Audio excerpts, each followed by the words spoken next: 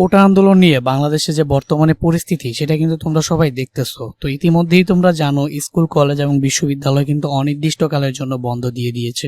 তোমাদের বড় ভাইরা রাস্তায় রাজপথে কোটা সংস্কার নিয়ে আন্দোলন করতেছে।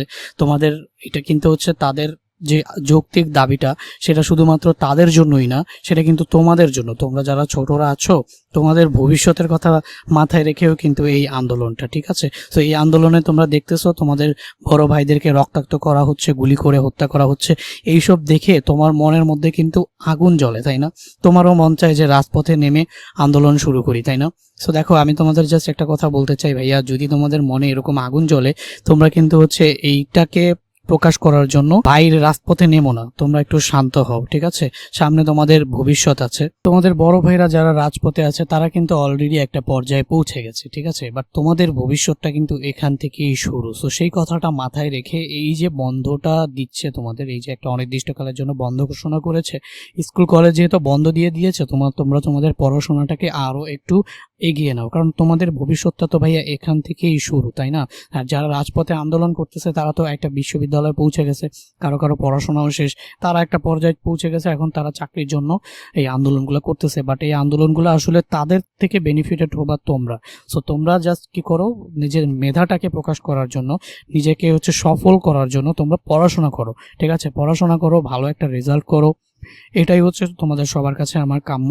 তোমরা কিন্তু রাস্তায় নেমো না, রাজপথে নেমো না, এই আন্দোলন এগুলো দেখে মন খারাপ করে পড়াশোনার থেকে বিচ্যুত হয়ে যাও না।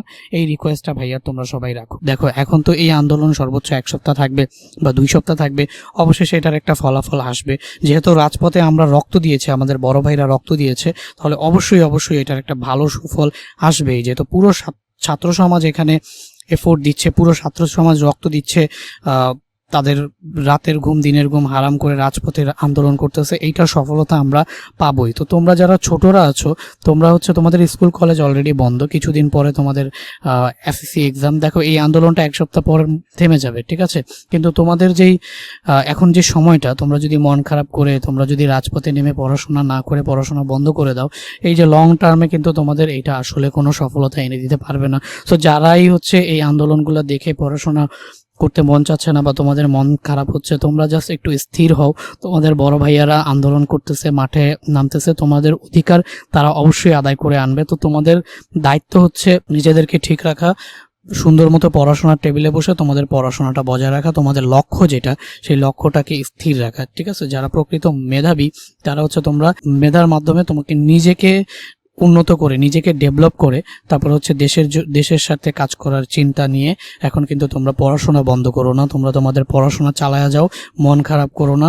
কোটা আন্দোলন তোমাদের বড় ভাইরা করতেছে, তোমাদের অধিকার তারা অবশ্যই আদায় করবে, ঠিক আছে? সবাইকে আমি এটাই বলতেছি, যারা এই আন্দোলনের ভিডিওগুলো দেখে হচ্ছে তোমাদের বড় ভাইদের উপর আক্রমণ করতেছে, গুলি করে হত্যা করতেছে, এগুলা দেখে তোমাদের মনে অবশ্যই আগুন জ্বলতেছে।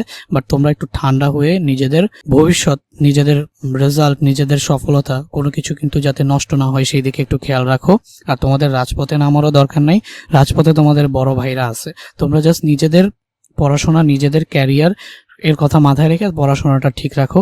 ইনশাআল্লাহ তোমাদের ভালো কিছু হবে এবং আমাদের যে যৌক্তিক দাবি, ইনশাআল্লাহ সেই দাবিটাও কিন্তু আমাদের পূর্ণ হবে। সো সবাই পড়াশোনা করো মনোযোগ দিয়ে, আর এই চ্যানেলটাকে সাবস্ক্রাইব করো, তাহলে তোমার এসএসসি 2025 রিলেটেড পড়াশোনার যাবতীয় যত কিছু প্রয়োজন সবকিছু কিন্তু ভাইয়া এই চ্যানেলটার মাধ্যমে তোমাদের দিয়ে দিচ্ছি। তো তোমরা তোমাদের লক্ষ্য, সেটা কি এসএসসি 2025-এ গোল্ডেন A+ পেয়ে, জিপিএ 5 পেয়ে তারপর হচ্ছে ভালো একটা ফলাফল অর্জন করা। অ্যান্ড তোমাদের জন্য তো ভাইয়ারা রাজপথে নেমে দাবি করতেছি, যারা প্রকৃত মেধাবী, যারা ভালো রেজাল্ট করবা, তা তোমরা যাতে তোমাদের স্বপ্নের চাকরিটা পাও সেই জন্য তো ভাইয়ারা স্ট্রাগল করতেছি।